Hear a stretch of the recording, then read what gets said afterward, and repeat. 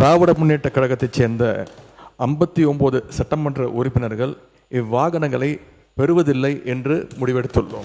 சில சட்டமன்ற உறுப்பினர்கள் கார் வேண்டும் என்று முதலமைச்சர் கோரிக்கை வச்சாங்க. ஆமா, முதலமைச்சர் அறிவிச்சிருக்காங்க. ஆமா.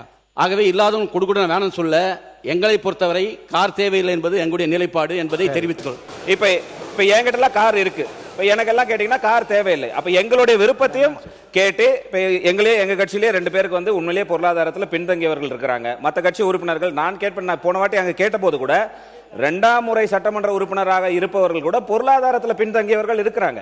அப்ப பொருளாதாரத்தில் பின்தங்கி இருப்பவர்களுக்கு யாருக்கு உண்மையிலேயே கார் தேவையோ அவர்களுக்கு வழங்கலாம் என்பதுதான் எங்களுடைய கருத்து. எங்க பொதுச்செயலாளர்கிட்ட கார் இருக்கு, என்கிட்ட கார் இருக்கு, இங்க இருக்கக்கூடிய எல்லாருக்கும் கார் இருக்கு. நாங்க போய் சட்டமன்ற உறுப்பினர் கார் வேணும்னு கேட்க போறது இல்லை. இது ஒரு அடிப்படையா இருக்கவங்களுக்கு புரிதல் இருக்கும். அரசியலா நினைச்சாதான் இது அரசியல். எங்க ஏழ்மையா இருக்காங்களோ அவங்க விண்ணப்பத்தை கொடுப்பாங்க. இது வந்து சட்டமன்ற உறுப்பினர்களுடைய ஒரு உரிமையா மாற்றப்பட்டு தமிழக வெற்றி கழகத்தில் யார் யாருக்கெல்லாம் கார் இருக்காங்களோ நாங்க யாருமே கார் கேட்க போறது இல்லை. இதுதான் எங்களோட நிலைப்பாடும் அதுதான்.